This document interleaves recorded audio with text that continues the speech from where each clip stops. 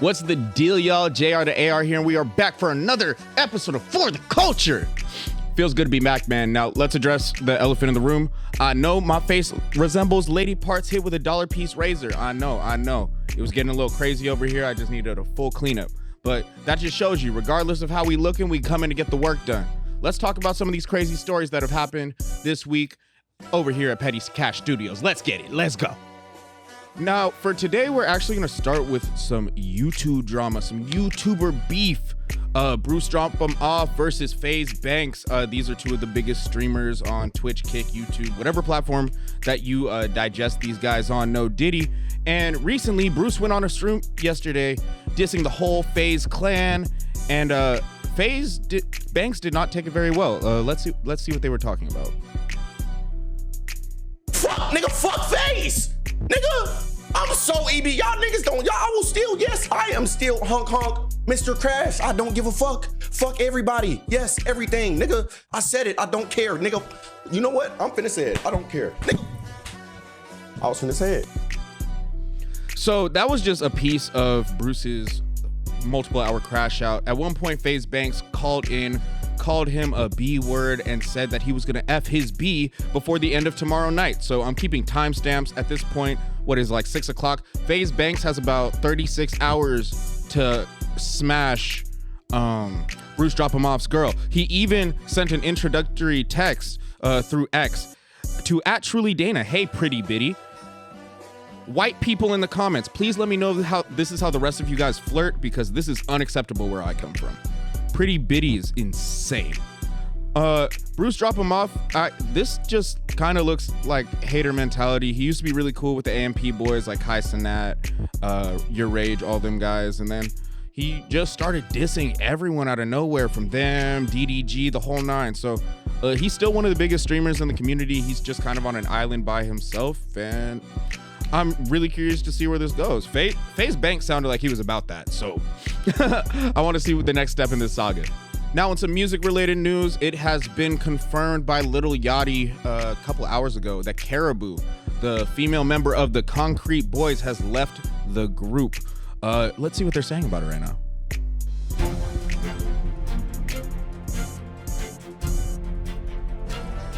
Lil Yachty sails on. That's a funny caption.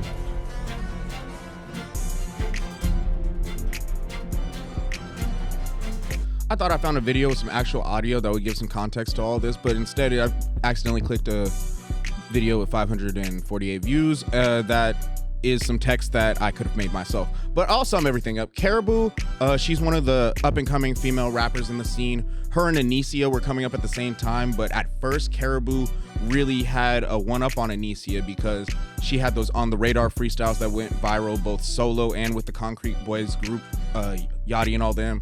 The Concrete Boys dropped an album, so everything they're doing has Yachty's engine behind it. And with Lil Yachty being Drake's best friend, that's not something that you could take lightly. So Lil Yachty in his live sounded kind of perturbed. He said that he had nothing bad to say about Caribou, but at the same time, he didn't have anything good to say, which is very telling. And I'm really curious to see where her career goes from here, because I feel like Anicia was already starting to pass her up after she dropped that song with Lotto, and she doesn't really have a group infrastructure that she's tied to. She's doing everything off her own name and stuff. So I'm curious to see if Caribou can hold her own in the game without the backing of people that have been certified in the game as long as Yachty. Yachty dropped one night in 2015. He's been putting in work for over a decade now. So sad to see her go, because she was kind of like the face of the Concrete Boys, even though she wasn't a boy. And I wonder if Lil Yachty's gonna sub in a new baddie for him to just make into a star, because he's a really good A&R. He has a really good ear, and he was able to make her from his assistant to the biggest person on his label in 11 months. So I have no doubt in my mind he's gonna rebound fine. My biggest concerns for Caribou. Wishing you the best, Kara. Now, in some kind of disheartening news, we got to talk about Julio Fulio. The rapper tragically passed away a couple weeks ago, celebrating his birthday over in Jacksonville, Florida. And according to NBC News, 3 suspects have been arrested, including one girl who was at the pool party that he threw for his birthday. That said girl apparently gave 2 other suspects the drop on him, his address, his loc, and that's how he was apprehended and shot in the parking lot in Florida. Let's see what NBC has to say about it. A crime scene taking up this whole parking lot behind me. This is a Holiday Inn right across the street from USF. Here, 4 people were shot, and so were 2 cars. Police say they are also now a part of the investigation. A birthday celebration that took a turn for the worst. Now cars filled with bullet holes are at the center of an investigation to find out why famous rapper Julio Fulio, who just turned 26, was shot dead early. Okay, one thing I will say is, like, it shouldn't be a question why Julio Fulio was shot dead. This is like the 5th time that he had attempts on his life where they actually pierced him with bullets. Him and the ATK boys, Young and Ace, they've been going at it crazy. And the mayor of Jacksonville said that they have very strong eyes on Young and Ace and the whole ATK infrastructure right now. So I don't know why they're acting like this is brand new. I'm gonna let them rock though. This morning. At this point, it's part of the investigation, but it seems that they might have been coming here to the hotel to get a room. After a social media post from Julio Fulio said he and his friends were kicked out of an Airbnb. They found themselves at this Holiday Inn where hotel guests like Jeremiah Claypool had to be escorted to and from their rooms. Poor Jeremiah, you know he wasn't ready for none of this stuff. Woke me up, but apparently there were more than that. Police say they got the call at Jeremiah was shook, bro. Julio Fulio, whose real name is Charles Jones, was confirmed dead at the scene, while 3 other shooting victims were taken to the hospital. No one has been arrested in connection to this shooting. You know, we always say it, but in cases like this, it really does make the difference. If you saw something, if you heard something, any little detail can help us figure out what happened here this morning. You heard Jacksonville PD, get to snitching. They didn't offer a reward or anything, but it would be very nice of you. I really hope that they find justice and that this violence going back and forth in Florida comes to an end soon, because this honestly reminds me of Chicago. And when they dropped, what was that song that Foolio dropped a few years ago? Was it Miss Me or Miss You in response to Who I Smoke? But really, both of these guys made their careers off dissing each other's dead friends. So Jacksonville PD, this is not a surprise to anyone but y'all. And honestly, something needs to happen to the people who struck him down like this, because if not, it's just going to keep being a cycle of violence and bloodshed. God, I hate talking about stories like this, but it's the news, yo. It's the news. We gotta cover everything. Let's go to something funnier. Let's talk about Soulja Boy. Soulja Boy sues Tasha K, infamous blogger, over interview claiming rapper had sexual encounter with a man. The Crank That rapper files lawsuit against celebrity vlogger as well as reality TV star William the Baddest, who made a claim of an alleged intimate moment. Long story short, Tasha K brought this man in the LGBTQ community up to speak down on King Soulja, said that they had an entanglement, and Soulja Boy wasn't going for it. If you don't remember Tasha K, she's the one who just got sued by Cardi B for $4 million, and she lost the suit, so she has to pay Cardi B $4 million because she was saying a bunch of defamatory things on her name, saying she cheated on Offset, saying she had HPV, among other STDs, saying she was a cokehead. And once all this was debunked and it was proven that it was just defamation, she was struck down. Soulja Boy saw that, and he was not going to tolerate the disrespect. Big Soulja would never, bro. So Big Soulja called his lawyer. He got on live and he said, hey, I'm gonna sue Tasha K for $16 million. Do I think Soulja Boy's gonna get $16 million? No.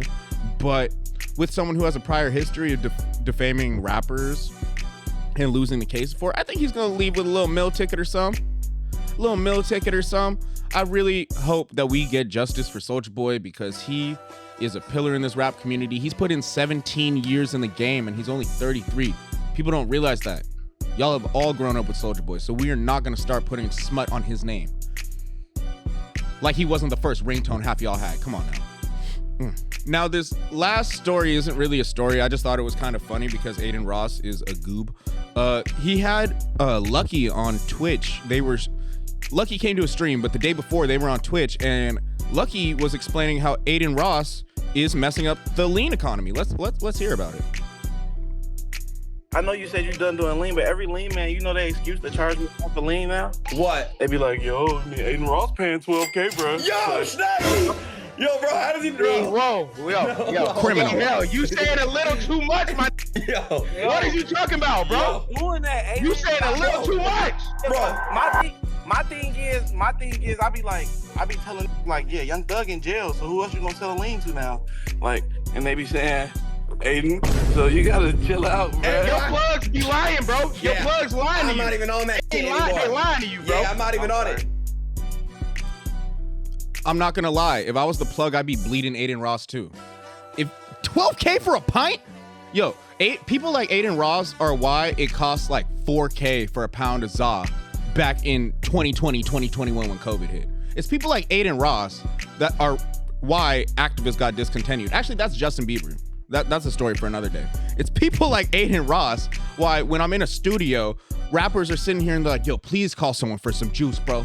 Please call someone for some juice, bro. I just need some juice, bro. I'll pay $500 a line. I'll pay $500 a line because you're setting a terrible example for the sipper community. I just wanted to bring this to y'all attention. So if your plug tries to hit you with the 12K ticket for the Quagan or the Walkart, just know that that's streamer prices and tell them that. We're not tolerating any disrespect. Shout out Big Soulja. Yeah, it's been kind of a slow work week, but there was still some entertaining stuff. I'm trying to get better at cursing. Just want to make it easier to clip all my stuff. I'm not smoking anymore either. 4 days clean off everything. Give me a like for that. Like right now, I deserve it. But yeah, that's all I got for you today. I'm gonna go home and like not smoke weed. Like, comment, subscribe, follow Petty Cash Studios, and never let someone hit you 12K for the pint. Amen.